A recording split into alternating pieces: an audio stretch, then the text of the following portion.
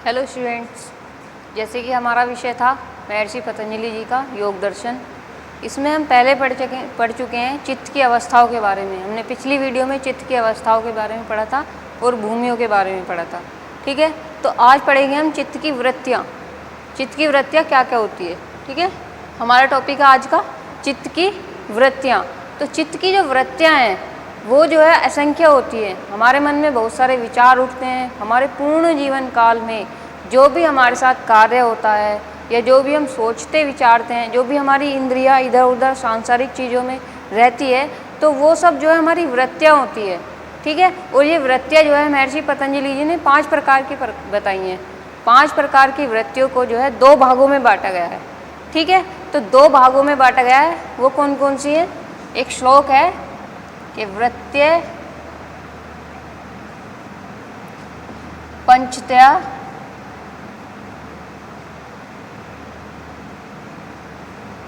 क्लिष्टा अक्लिष्टा।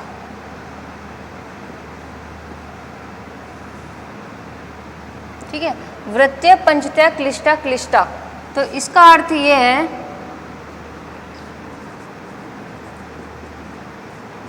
कि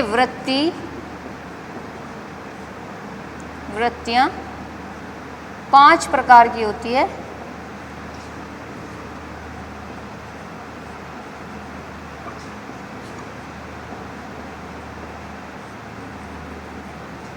और इन्हें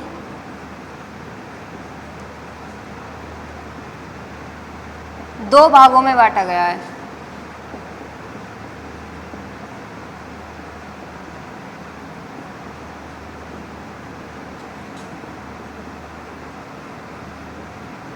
ठीक है, 2 भागों में, मतलब क्लिष्टा क्लिष्ट वृत्ति और दूसरी है अक्लिष्ट वृत्ति। ठीक है, तो जो हमारी वृत्तियाँ होती है, या तो हमारी जो 5 वृत्तियाँ होती है, या तो वो पांचों ही क्लिष्ट हो सकती है या अक्लिष्ट हो सकती है। ठीक है, तो आइए हम जानते हैं इन दो के बारे में कि क्लिष्ट और अक्लिष्ट होता क्या है। ठीक है, पहली के बारे में जाने हम क्लिष्ट वृत्ति।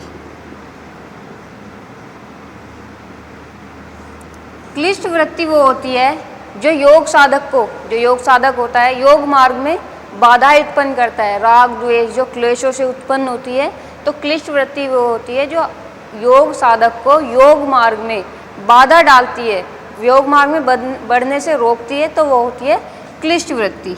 मतलब कि बाधक, जो बाधक बनती है योग मार्ग में। ठीक है, और दूसरी है हमारी अक्लिष्ट वृत्ति। अक्लिष्ट होती है जो योग साधक को योग मार्ग में बढ़ने के लिए प्रेरित करती है। ठीक है, कर्तव्य अकर्तव्य इन सब का ज्ञान कराती है, वो होती है हमारी अक्लिष्ट वृत्ति। साधक मतलब कि जो योग मार्ग में बढ़ने से रोकती है, वो तो होती है क्लिष्ट वृत्ति, और अक्लिष्ट होती है जो योग मार्ग में बढ़ने के लिए प्रेरित करती है। इसमें जो है क्लिष्ट वृत्ति में हमारा तमोगुण प्रधान होता है। तमोगुण प्रधान होता है। ठीक है, और इसमें हमारा सतोगुण प्रधान होती है ये वृत्ति। सतुगुण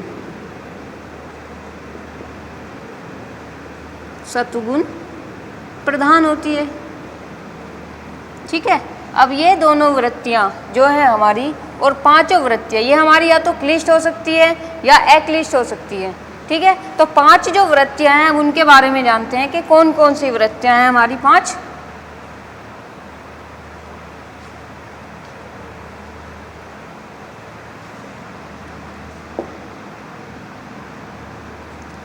एक श्लोक है हमारा, इसको हम साफ कर देते हैं।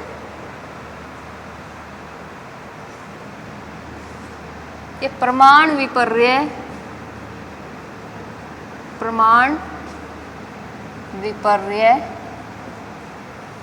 विकल्प निद्रा स्मृत्य।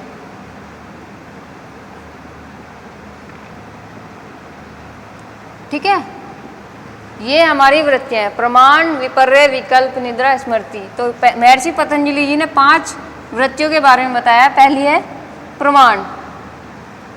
ठीक है, प्रमाण क्या होता है? प्रमाण होता है जो सत्य ज्ञान होता है, सच्चा ज्ञान। ठीक है,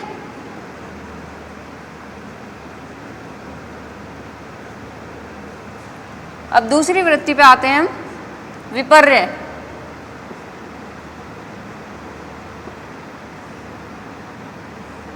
विपर्य का मतलब होता है झूठा ज्ञान या मिथ्या ज्ञान।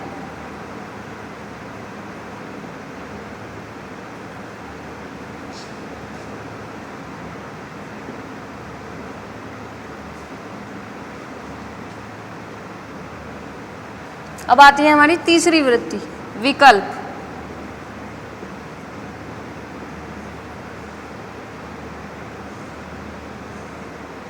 विकल्प में क्या होता है कि हमें इस कल्पना करना, मतलब कि हम किसी भी विषय में कल्पना कर सकते हैं, कि इसमें आता है विकल्प में कल्पना करना,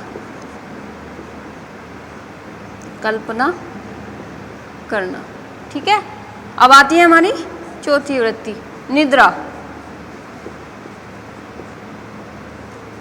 निद्रा का मतलब तो आप समझते होंगे कि नींद।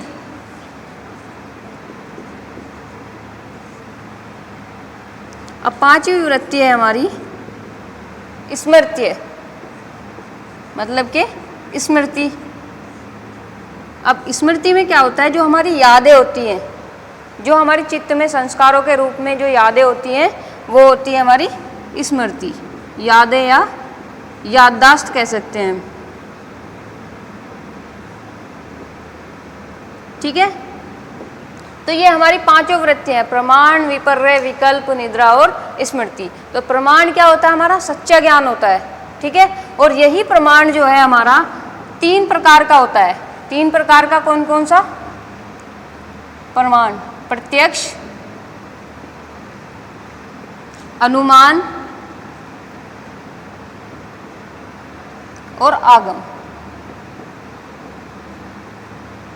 ठीक, विपर्य मिथ्या ज्ञान, मतलब कि हम जो हमारी चीज़ें हमारे सामने जिस रूप में है, हम उसको उस रूप में ना लेके, मतलब कि वास्तविक जो चीज़ है उसको अवास्तविक रूप में लेना, वो हमारा विपर्य ज्ञान होता है। विकल्प, जिस चीज़ को मतलब सुनी सुनाई बातों पे हमने विश्वास कर लिया, ठीक है, वो होता है कल्पना करना। ठीक, और निद्रा, नींद होती है कि नींद जब हम लेते हैं, कभी कभी हमें नींद अच्छी आ जाती है और कभी हमें अच्छी नहीं आती। ठीक, स्मृति, जो हमारे पूर्ण काल में जो भी हमने कुछ कार्य किए हैं, उनकी यादें जो होती हैं, वो जो है याददाश्त के रूप में हमारे संस्कारों में, चित्त में समाहित हो जाती है। ठीक, तो आज हमने पढ़ी थी चित्त की वृत्तियों के बारे में, जो क्लिष्ट और अक्लिष्ट। अब यही वृत्तियाँ जो है क्लिष्ट भी हो सकती हैं और अक्लिष्ट भी हो सकती हैं, मतलब कि साधक को योग मार्ग में आगे बढ़ा सकती है और साधक के योग मार्ग में बाधाएं भी उत्पन्न कर सकती है। ठीक है, तो आज के लिए इतना ही काफ़ी। Thank you.